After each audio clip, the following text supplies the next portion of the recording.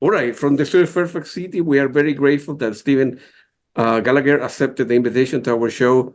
Stephen, welcome to my humble podcast. Claudio, it's really fantastic to meet you. Thank you so much for the opportunity to No, speak with you today. thank you. Let's go back to the beginning with your life. Were you born like in a musical family? I mean, your parent kind of pushed you to take piano lesson or violin Oh. lesson when you were a little kid. What kind of music do you listen? How music came to you?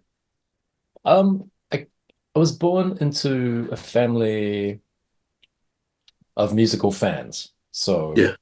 my dad was in a when he was younger, he was in a band, he played guitar. My mum played piano. But these are things that I don't remember them doing much around the house when I was little. So I was born in Auckland in New Zealand, Yeah. and I lived here for 2 years, and then the whole family moved to Tokyo. And it Well, was in Tokyo that I remember first like uh, experiencing music and core musical memories for a number of reasons. So number one, the radio station that we were playing in the house was American Armed Forces Network. So a lot of you know, Western sort of that Beatles and Led Zeppelin and things like that. Rolling Stones playing on the radio. Uh, I watched a lot of anime, a lot of Japanese TV, and which had Japanese shows on it, but also sort of like Doctor Who. And the music and sound of those was really something that sort of struck with me and stayed with me. Uh, my I didn't really sort of get into music until I was maybe about I don't know, like maybe 12 or 13. And I didn't start playing an instrument until I was 13. And that was I learned to play the organ.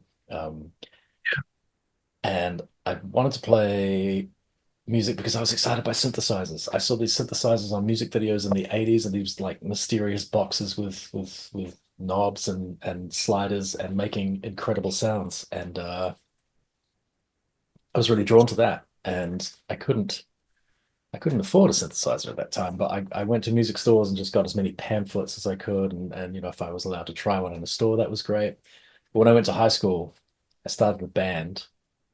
The high school had a synthesizer, but to access the synthesizer, you had to study music. So I studied music and taught myself how to program the high school synthesizer. mhm. Um, played in bands all through high school, played in covers bands that we'd play in bars, even though the whole band was sort of underage. So we learned, um, Sure. and then uh, it's, although I sort of studied music to get access to the synthesizer, we were learning a lot of, studying the classics, Bach, Beethoven, Mozart, Haydn, all that sort of stuff. Um, and I didn't really relate to music. I couldn't emotionally relate to it until one day my music teacher played us um, a collection of late 20th century music, and that blew my mind. As soon as I just remember, I have this vivid memory of her putting the cassette and pushing play, the sound coming out of the speakers, and it felt like the world disappeared and I went somewhere else. Well, And that was the moment where I thought, wow, people are actually doing this out in the world. The music I'm hearing is incredible. And if people are making music like this is the sort of music I would like to make as well. Got really excited. Went to university to study composition.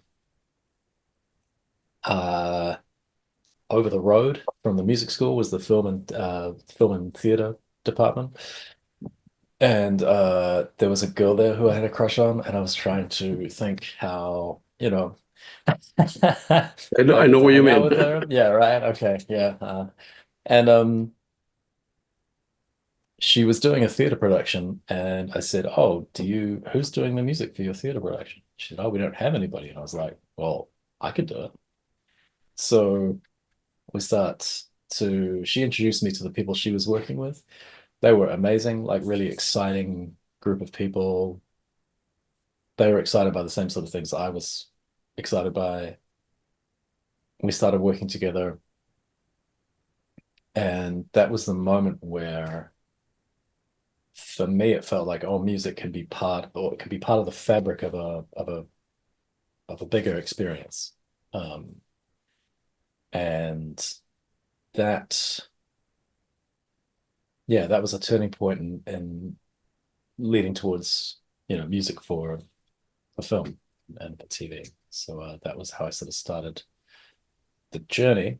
And I worked in doing theatre for a long time, and New Zealand is not a big place. It's very small.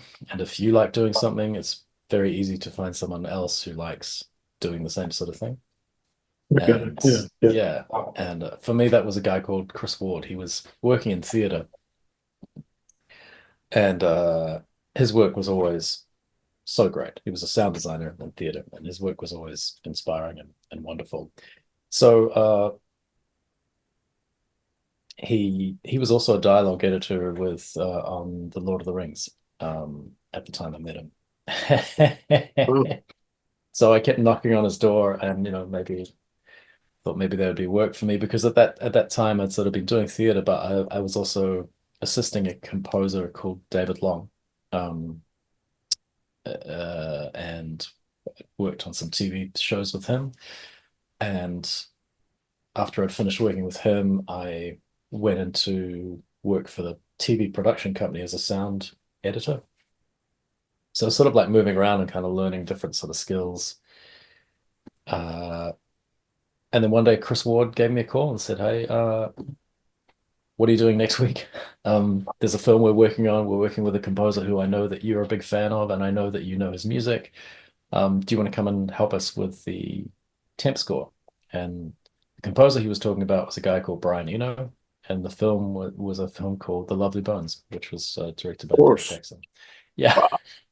Wow. So Wow. then I found myself in this room just with the music of Eno and Dame Fran Walsh, who I had the privilege of working with to on the score for that film. And that was sort of the beginning of the journey Wow. into film. That's Brian Eno is a hero of mine. He's Yeah, me one of those too. guy out of this world. I mean, Yeah, they are yeah, great people, but there are people that are up there, like like yes. Messi of the soccer, right? Ah, Or Michael Jordan yes, in basketball, right? They are great people, but they're yes, people yes. out of this world. Ennio Oh Morricone, one yeah, of them. John Williams is one of them. yeah, That's of course yeah. good for you. So what happened with the girl? You got the number? Got the number. Yeah, we we didn't the relationship did not last, Okay. but it was an excellent experience, and also just in terms of like working, I think we did it. We kept working together, Yeah.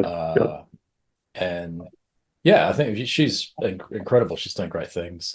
Yeah. But yeah. That's a joke. It's like, feel That's free to it. elaborate on the definition of what's the role of a music editor for Oh, people that's a that great question. don't know. So a music editor is, in broad terms, after the composer has written. Okay, well, actually, no, I'll start with a flippant,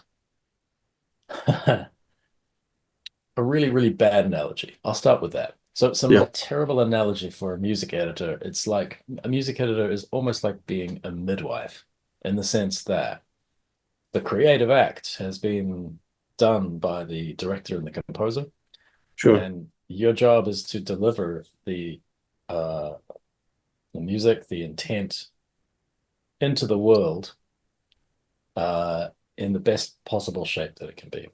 So, what I mean by that is the music editor's job is kind of multifaceted. Um, Ultimately, at the end on the dub stage, when the soundtrack is being mixed and put together, a lot of the times the composer has moved on to another production or another project, and you are on the stage representing the music for the film. So all the film's music is your responsibility. But tracking back to the beginning of the project, a music editor can come on at the beginning of a film's production, help build a temp score.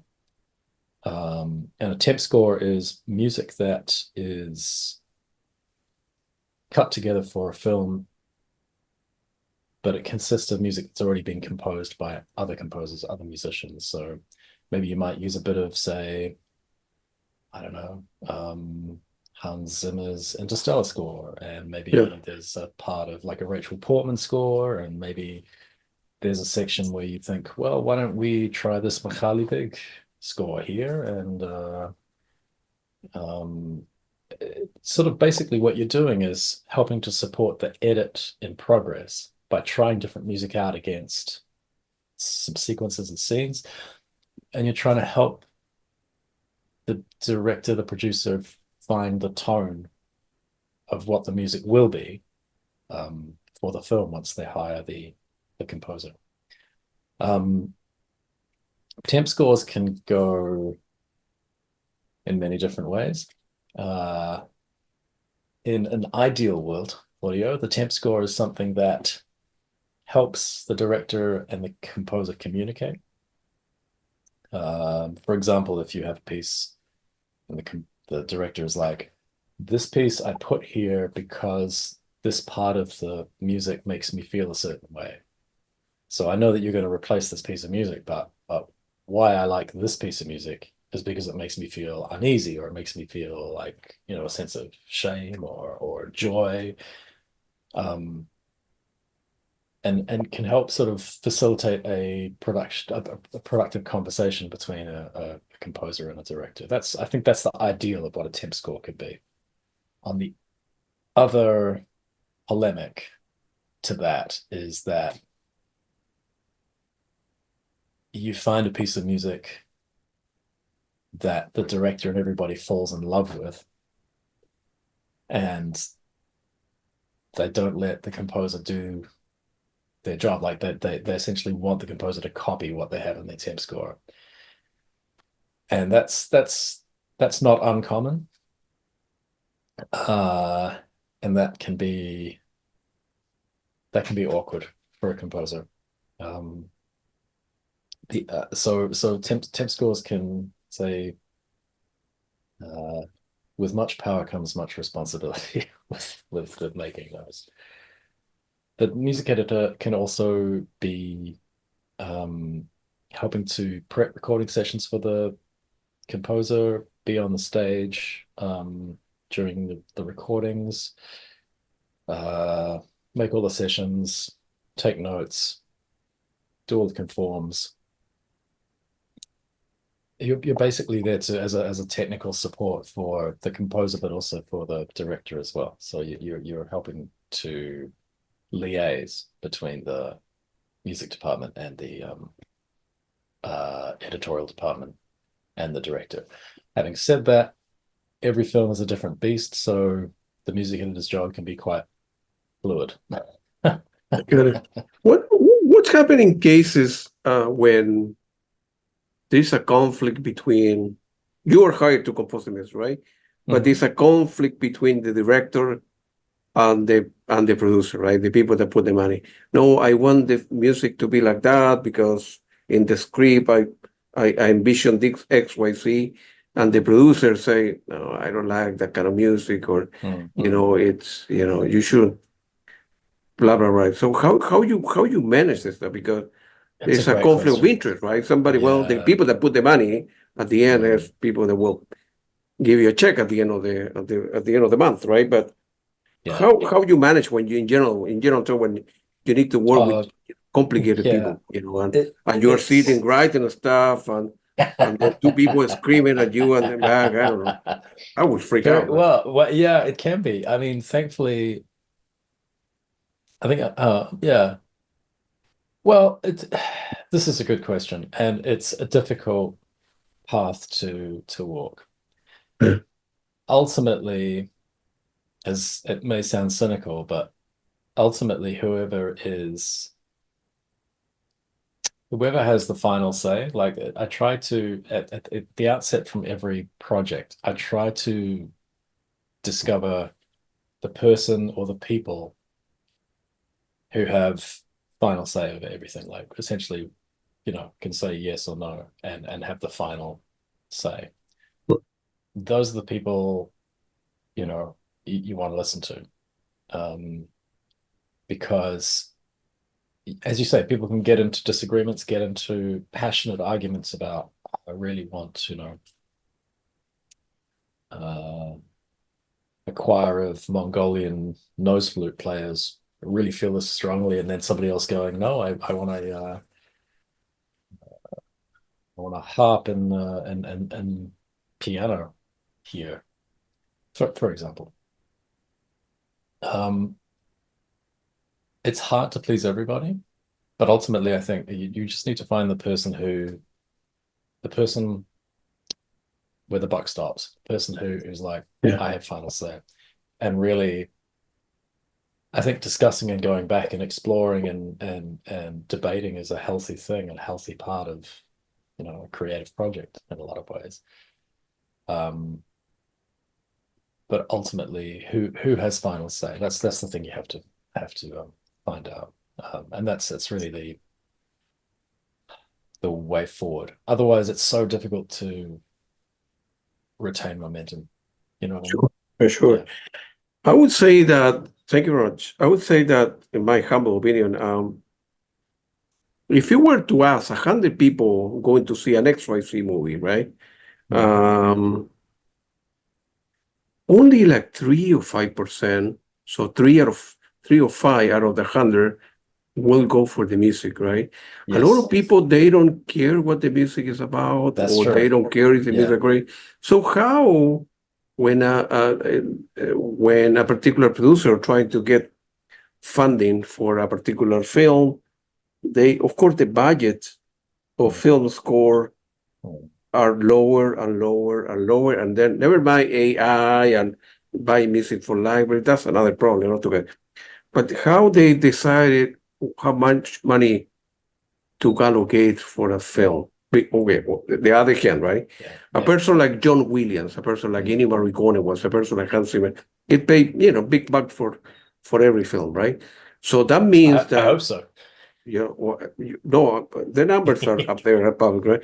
So how somebody, and then on top of that, when like Airedale will say, "This is a great movie. We love you, Steven. We will, publish the CD or the Yeah. Vine or whatever, Yeah. right?" Mhm. How do they know how many the CDs, how many vinyl they will sell in order to recover that investment? It's a great question. I don't know. I think with something like 1 second, something like Yeah. something like the War of the Rohirrim here. Oh, that's a great. Uh, Yeah, we'll talk about that. Yeah. well, I think I'm not sure how they calculate how many units they need to make, but I feel like if there is a film that's sort of in the world of the Lord of the Rings with a proven fan base, that probably goes to some way inform the numbers that they think they'll need. Yeah. And that's actually not I think it's a great question, and I don't have the answer, but it's a question that I should be asking because it's fascinating. I don't know how people calculate Yeah, a like film. like the Star Wars or the Lord of the Ring. That's an obvious. People, okay, the Lord of the Ring part one and part two. They sold, the X number of record people over the world like that. Yeah, so let's make um, you know, let's create 10,000 CDs and Yeah. 10,000 vinyl and a special edition for the fan. Mhm. But that's very straightforward because in other cases it's not as straightforward, right? So I Yes. always wonder. Of course, the money for a person like you're not going to get paid that much Mm. for composing music, or Airedale is not going to make the money. The money is in the publisher, right? Somebody say, "Man, I really like the movie for Mr. Gallagher, and we want to use track number 3 for a commercial for new cars or new Yeah. perfume for ladies, Truck whatever." number three is a great decision for that. Yes. Right? So, Yes, so absolutely. that's when the money is. Then you get Yes. royalties and You get paid a chunk of money. Yeah. I always also wonder how. Okay, let me make a. I have seen a lot of great movies where I like a particular because I put attention. Who, every time I go and see a movie, I check out who the composer. I really like the movie, and I kind of, in many ways, memorize the movie what I'm watching. So Yeah, then I will get a hold of the composer or the distributor. Some some movie they will never be released. They will never release a soundtrack, right? I have no idea why. yes, yes. Number two, sometimes there music on the film that was not on the CD that I bought on the vinyl or whatever. Oh my goodness, yes. How was the one? Ah, Who make the decision? Of course, yeah. I like, when the guys, I don't know, suspend me, when the guy go to the room and get a Mm, knife and mm, kill the wife or mm. whatever, the lover, Yeah. whatever, and this great electronic music there, that was never, and I bought the CD in a couple of weeks from now or whatever, Ah, that was yes. never there. And I know because I have a very good Yeah. ear, right? Yeah. I know I exactly, Claudio, this you know. frustrates me because I have the same experience when, there's a track that you love and it's not on the Right. soundtrack. Somebody to make the decision, I right? Out of know. 80 minutes, we'll use 70 and we'll use this, and not that. I don't, that's like a mystery to me. It's a mystery to me too, although I mean I can see if the music happened to be a source track, so it wasn't made by the composer, it was made by, they licensed it from another artist. I can understand if there were issues licensing that music for the soundtrack in that case, but that's a very specific case. With us, when we made when it came to talk about the Lord of the Rings, the War of the Rohirrim soundtrack, precisely for the reason that you described, we made the decision to put everything we recorded out because as music fans, we felt like we wanted we wanted everything to be out there for people like us who, you know, who are kind of obsessive about listening to film scores and that feeling of disappointment when you buy an album and there's not a piece of music that appears in the film on the Mhm. album. And also in the era that we're in where streaming is prevalent, sort of made sense to put everything out into the world, even if there's like maybe 5 people in the world who listen to it, I don't care. I just want to make sure it's available um for those 5 people. But and this comes from actually the original trilogy, the original Lord of the Rings trilogy. Yeah. I don't know if you remember that the first albums that were released after the films came out were just like single sort of CDs, and there was there was some music from each film on it, but there wasn't everything, and it really felt disappointing until they released the complete recordings, those multi-CD, multi-vinyl sets, which had every single, cue That's from the film. absolutely right. And that felt like, that felt amazing. That felt like something I wanted to listen to and spend time. And so we basically everything we recorded, we released on the Lord of the Rings War of the Rohirrim album. It's 2 CDs, Wow. but it's also four Yeah. records. Yeah. Yeah. Of course. Yeah. And again, I just feel like that we only get one chance to release it, and we want to make sure that we're releasing everything because it feels true to the project and Absolutely. Yeah. yeah What was the level of effort and the pressure for you to, write the music for that particular film? Because yeah that's a big name, right? So it's like, yes you're in prime TV, yes you're yes playing Wimbledon final. It's not a simple movie, right?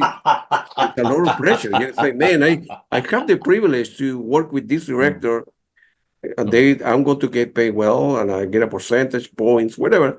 At the same time, well, I now need to deliver, right? Because Yes, my career is on the yes, line. yes, So, yes. Yes, all of this. It's yeah, that fear and terror can be quite motivating. yeah, yeah. But there were stages. So the opportunity to work on this film first arose, it was incredibly exciting. It was incredibly exciting to read the script. It was incredibly exciting to look at the artwork, the reference artwork. It was incredibly exciting to talk to Kenji Kamiyama-san, the director. All of this was, overwhelming, joyous, followed by a huge mountain of terror when you kind of realize how much music there is to write, the kind of music that we'll be writing, and also the fact that you are making music in the I don't want to say the shadow. You're making music in the brilliant sunlight of Howard Shore's original music from the trilogy. And you know that going into this, the music that Howard made for those three films is widely loved, revered, and I think people have a real sense of ownership of it. So you are in hallowed ground.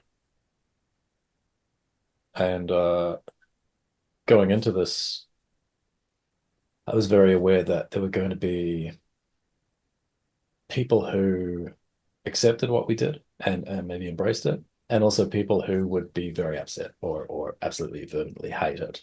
And that's okay. I just wanted to make a soundtrack that fundamentally served Kamiyama's vision, while at the same time being very respectful to the musical world that was established, so masterfully by Howard Shore. And I also wanted to develop or make developments on that, so it didn't feel like we were just taking a suit off of one person and then putting it on a different shaped person, if that makes sense. Like, we wanted to tailor the score and make it a bespoke thing for Kenji Kamiyama's story. And there was so much music, and the amount of effort was huge, and I was daunted, and I had all of these moments of self-doubt, and I can't do it. The smash my head on the piano. Whoa. But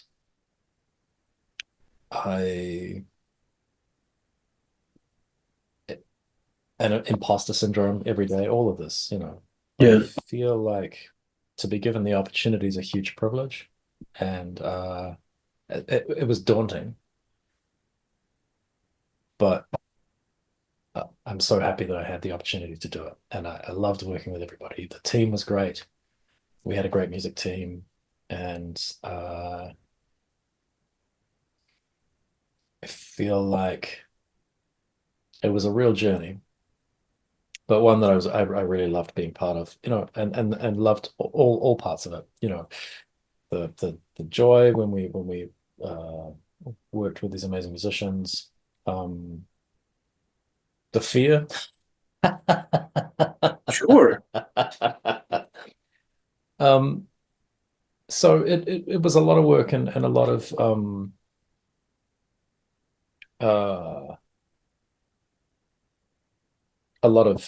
ups and downs in terms of, like, having days where everything felt like, it's just, I can't do it.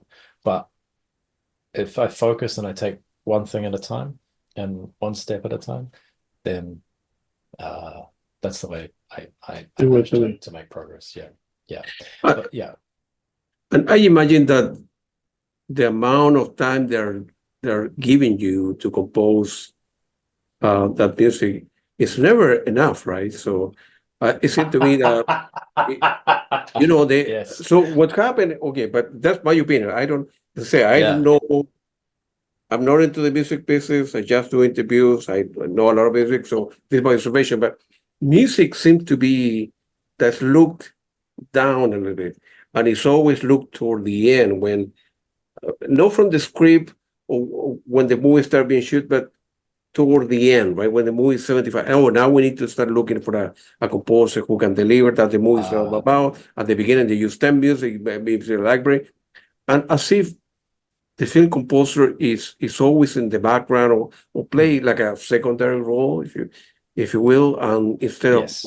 being located a month, they're giving you whatever 2 weeks to deliver a masterpiece, and you stay until 3 o'clock the first 3 days, and then you meet with the director, and they say, "What the heck is that stuff? I don't like it." Yeah. And say, Yeah. or Yeah. that's great. I don't like this Yes. the first, the track number 3 or 4 Yes. that you create, but like we're going to keep on working, or we'll send you an advance, or like the first 100 minutes of a movie, so you Yeah. you can see my vision where I'm going after. Yes. Yes. Right? It's a Yeah. way Yeah. correct way to phrase to It's elaborate on that. correct. Yeah. No, absolutely. I mean, this we had a I like what you say. It's never long enough, but it's thank goodness for deadlines because that's so motivating. Do you know what I mean? Like it's So once you have a deadline in place, it's easy to sort of calculate, well, okay, we need to write this much music in this much time, so how much is that a day? We need to record this much music, so how many players do we need? And how much time do we need to do that? Once you have those deadlines in place, it's so much easier to calculate, make a plan. Um, but for me, like the Lord of the Rings, the War of the Rohirrim being an animated film, an anime, it it was almost like you were watching the film appear because when I first saw the film, there were like sections of it that were fairly well rendered and clear, and a lot of it would just look like pencil drawings or line drawings, very kind of the start of the animation, and quite abstract, quite beautiful, but quite abstract to sort of to work against. And it felt like what that allowed us to do is create the music, start writing the music, and have these kind of conversations with Kamiyama-san as the images kind of slowly came to fruition, so more and more detail. And it felt like we were kind of an organic part of the process to the point where I remember sitting with Kamiyama-san. Uh, I think we were in Tokyo and we were having a discussion with him. And there was a background sequence that I hadn't seen, and these flames were kind of dancing in the background in this scene. And I remarked to Kamiyama-san, I said, I love the way the fire looks in this scene. It looks incredible. And he turned around and he said, yeah, we timed it off of your music. I was like, wow, I had no idea that that's even possible or that would even be a thing that you would do. This is amazing. And that's good. yeah, and so through the film's kind of evolution, there were these surprising ways that we sort of weaved in and out of each other's kind of space, and it was a great privilege to do that. That's good for you, man. I have listened a lot of musicians. They tells me that um, I don't listen to music because to other guys' music or the band music because they may influence me, right? So in your Oh, case, do you listen to a lot of people film score when you're not working in a project, or you don't? Because then again, it might be influence you in whatever the yeah, upcoming project that you have next week with any director, right? So yes. Well, I tend to watch a lot of films, so I tend to listen to soundtracks anyway because there's a part of your yeah, brain, and I'm sure you're the same, where yeah, you're sitting there watching the film and you're like, oh, that's really interesting use of that yeah. instrument. Or um, I tend to listen to, well, okay. I'm a typical week because we have children, and the house is not necessarily ruled by their music, but it's definitely their music is prominent. So a lot of um, contemporary hip hop and pop music. But I'm also listening to our children discover different types of music, discover the kind of things that they like. And that's influencing because there's lots of kind of really amazing, as you say, like amazing new artists who are doing really interesting things. And I feel like I discover a lot of things through our kids. At the same time, there's certain film scores that I listen to a lot because I just they're like, you know, some of my favorite records. Um,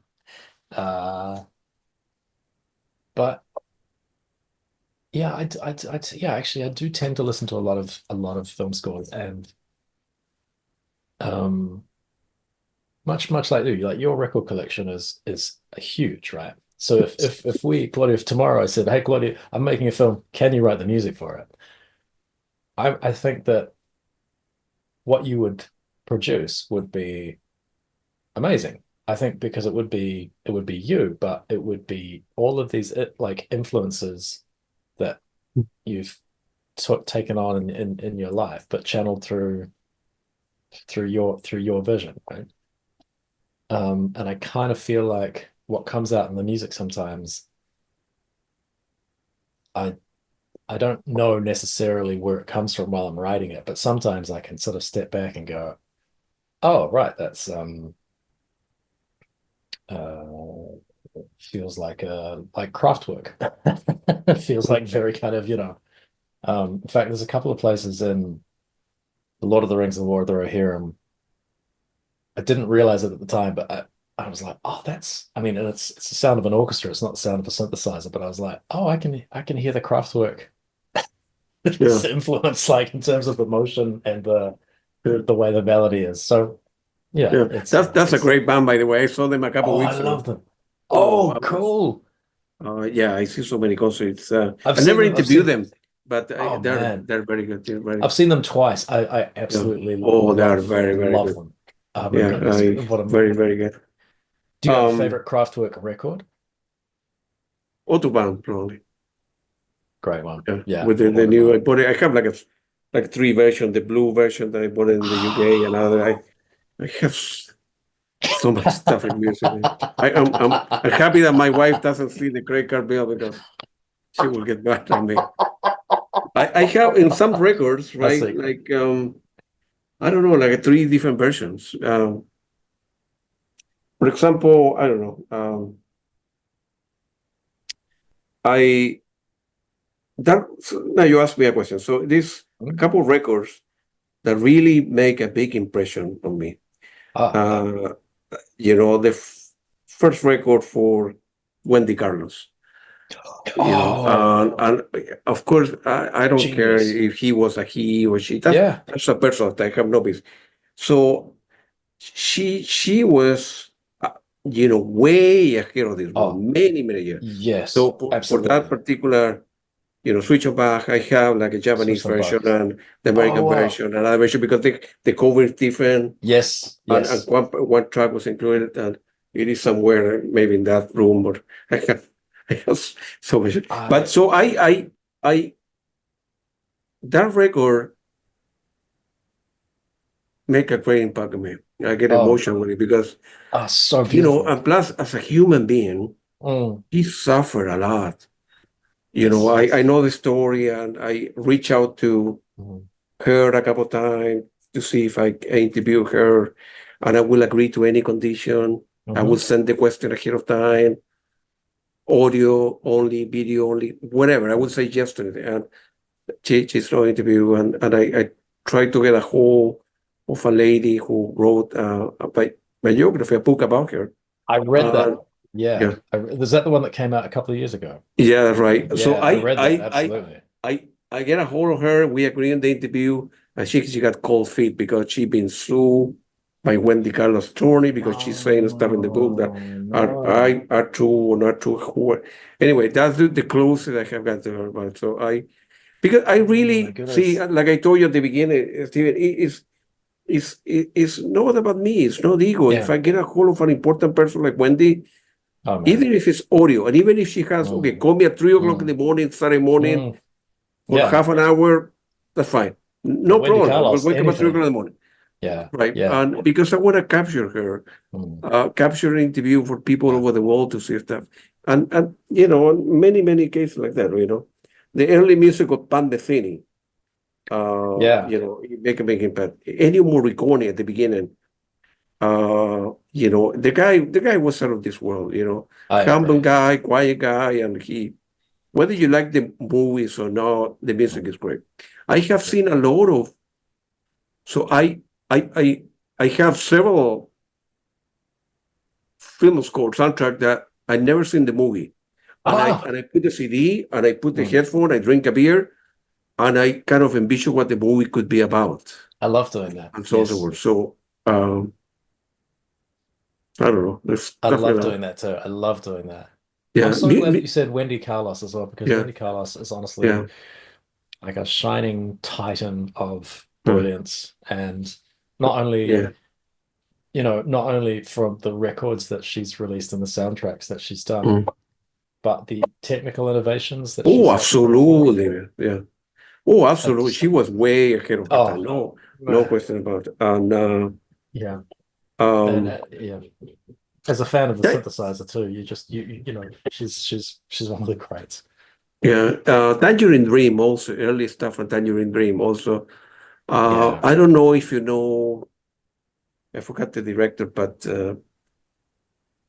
yeah, Bernard Herzog. So a lot of people, the band that actually wrote a lot of music at the beginning for him, they were um, Goblin. Popol Vuh, right? Popol Vuh. Oh, Bubble Vault. I And their love Bubble music is Vault. very great. It's Yes, I unbelievable. love Either it. you get it or you don't get it. But I have interviewed three people that were part of the band, and it was a privilege to interview those people. Oh That, my but that goodness. that band was out of this world at the beginning. Same. Did they do the music for Aguirre, Wrath of God? Of course, they Oh, did. I love that score. Oh my Yeah, and goodness. many. I have everything that they have ever done. I Oh bought in wow. Germany, like I don't know where they started, but many versions and special editions and stuff. So, Oh wow. Popol Vuh is another one. Yeah. Bernard Herz is another director that I don't know, weird guy, complicated, but it's different. Really. It's good to.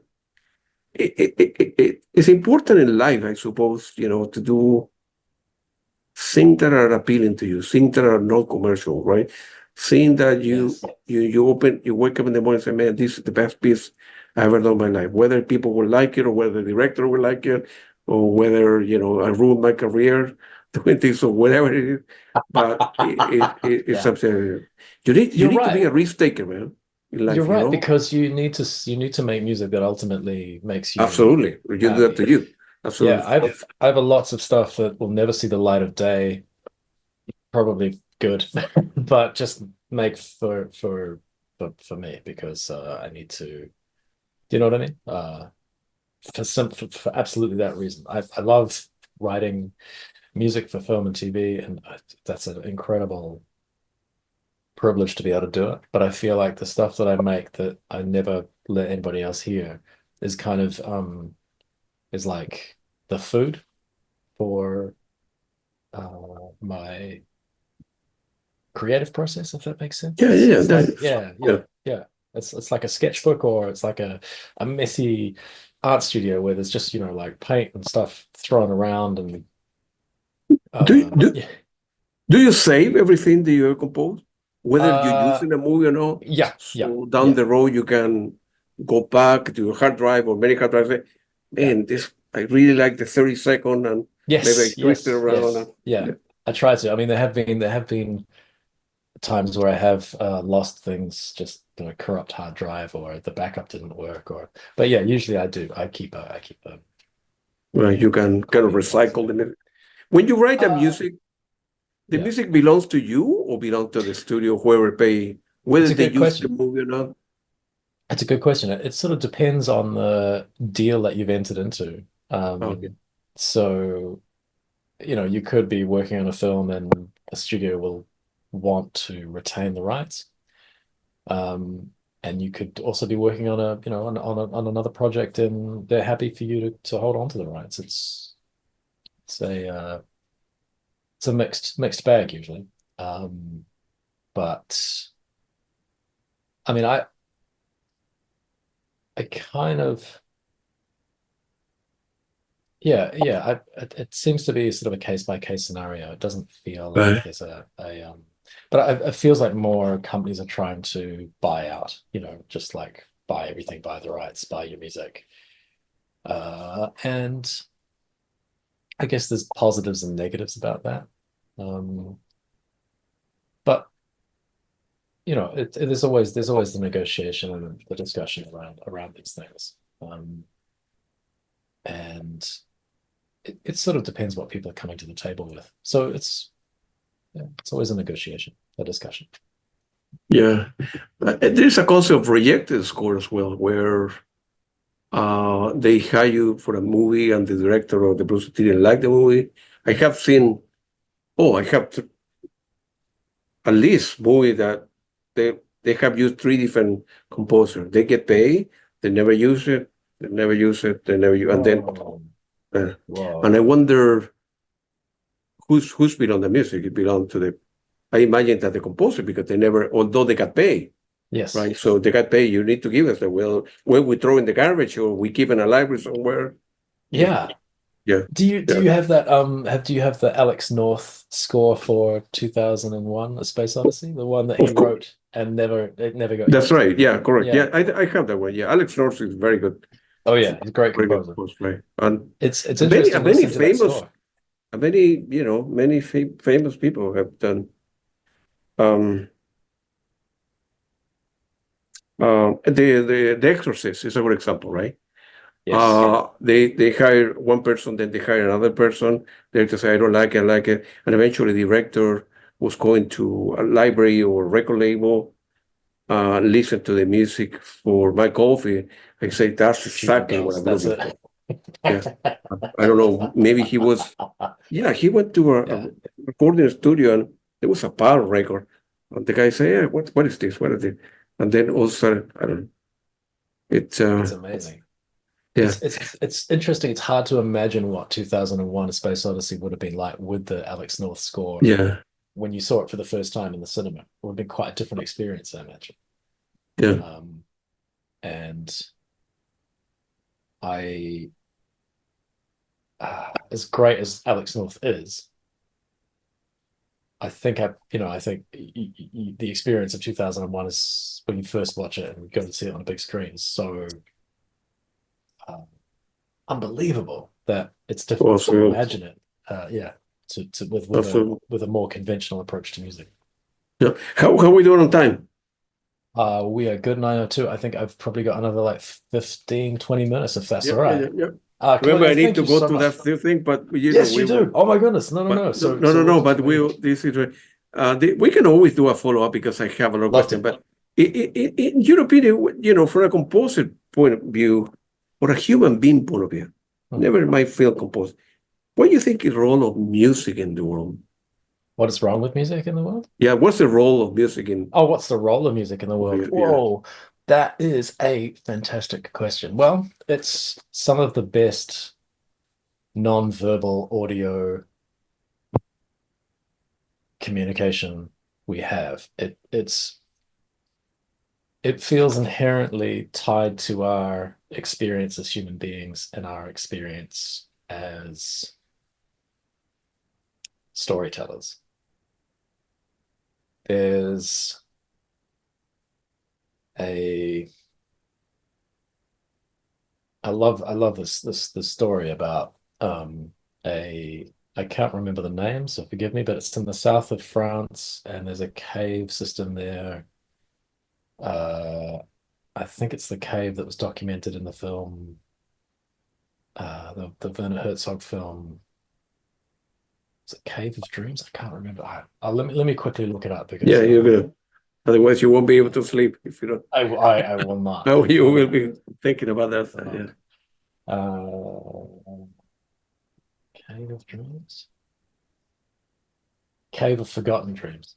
Oh, I Okay, see. Yeah, which is an amazing film and I highly recommend if you haven't seen it, go and check I it out. have not seen it. It's Yeah. Werner Herzog anytime. But basically, there was scientists like going through this cave, uh, and they noticed that there were some interesting acoustic properties that the space had, right? And this cave was sort of populated by humans, uh, like um, you know, tens of thousands of years ago.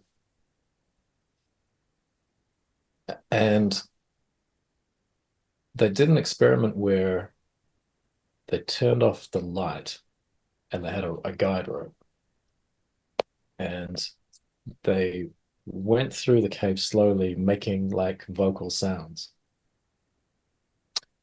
And it's when they came to a place that had an interesting resonance. So they were going through kind of making sort of, you know, animal sounds or what we would assume is kind of like crude kind of vocalizations.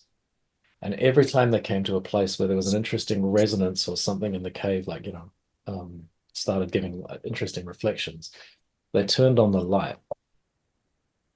And at every point they turned on the light, they saw a cave painting depicting an animal. And when they saw the cave painting depicting an animal, they sort of they were like, oh, okay, what happens if we imitate the sound of this?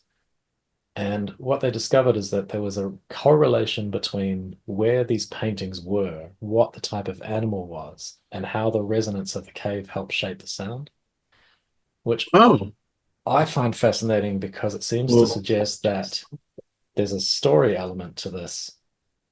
Like these people were like, okay, we'll paint, say, I don't know, a buffalo here, because this part of the cave, when we make the buffalo sound, has a really interesting resonance and helps almost bring this painting, this concept of the animal that we're putting in the cave wall to life. And it suggests an interplay of sound and image in a storytelling um, uh,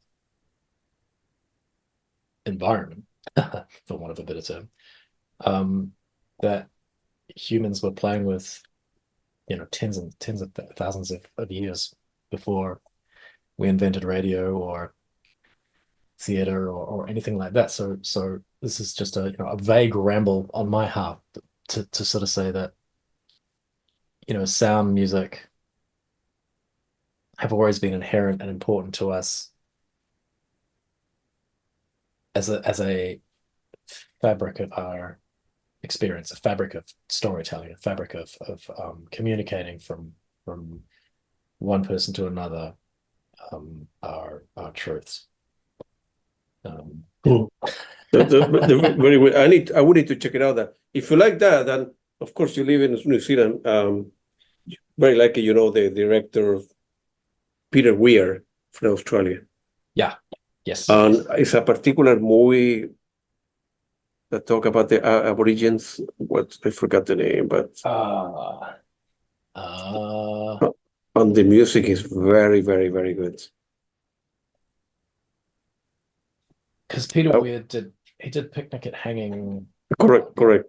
but Yeah, the film, maybe I have to look it I up. know it's. I think it's for 81, or if you have it handy, but I will. The music is Yeah, unbelievable. If you, let's have a look here.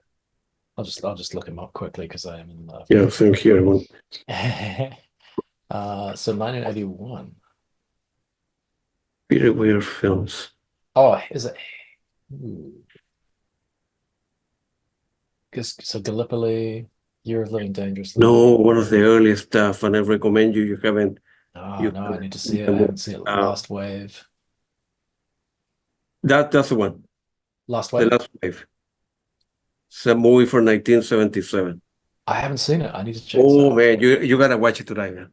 All right, I will. Thank you. Based on Oh, what this you is told me, awesome. the description about the cave, and that's okay. I will not answer the question, but Okay. put attention on the music, and then I will tell you what I mean that, right? Of course, Okay. he's a very famous director, and the movie talk about, the Aborigines, and see, no, that's difficult for different from what you were mentioned before. The music is great, and uh, the guy who composed the, well, I will give that away. The person who composed the music did only like, he was like a music teacher, like at a school or university, and he ended up using a different name. as if you instead of Oh, hearing music by, in your case, music by yeah, Michael Smith instead of yeah, Stephen right. Gallagher, right? Yeah. And then he didn't compose. I mean, so he ended up being the director many years ago, and I found out no, the real name of the musician is a different, right? And he Wow. died. The person died very young. Oh That no, guy, but the music is unbelievable. You need to, and I will check it out. not only the music. If the music was bad, the concept of the movie, it Would has a fall lot to over. tell about Yeah. dreams and stuff. No, it's very. I mean, I don't know Oh, if I'd the love guy to check won it out. an Oscar or whatever for the movie, but um, I tried to get a hold of him, but I cannot. I don't know. I would love to interview the guy to talk about Yeah, his man, work. absolutely. But the movie, you need Thank to check you. it out, man. You need to check it out. Claudio, thank you so much. I'm so excited I'm looking at this now. I'm just looking at the artwork. It looks cool. Yeah, you And can rent it on YouTube or any of the places. And put attention to the that's what I'm gonna music, do. because I have like three different versions actually that I bought in the UK. I don't know what they are, but Awesome. Thank you, Claudia. This is great. This is really exciting. I'm looking forward to seeing this. no problem. This is excellent. Yay. Thank you. It's been so nice talking to you. So lovely to Same meet you. here, man. I need to go, And but yeah. when you have the time, let's try to do a follow because Yeah, I'd love to. we need to Yeah. talk more about your film Oh, I have so many questions for you as well about your and record the collection Hobbit and and all the stuff you have done and what is yeah, coming up come. for you. And Absolutely. maybe we should, we live on the opposite side of the world, but maybe we need to get together one day for Yeah. A beer beer. or drinks or pizza. Or Yes. I love that. I would love that. Well, you should yeah. come to New Zealand too. If you've never been, Claudia, No, you would no, like it. never been So there, man. Man, you should get it. It was very nice excellent. talking to you. I Likewise. think you are a great guy, humble person. Likewise. You have Thank you, done very Claudia. well in your life. It's been Your a music is privilege. great. So it was very nice talking to you, man. You are so kind. Thank you so much. It's No problem. absolutely I amazing mean that to stuff. meet you. And I think I would love to just talk about music with you Oh, we'll do as a long as follow-up you very have. soon. So Thanks, man. I appreciate go it. Take well. it easy, man. Thank you, sir.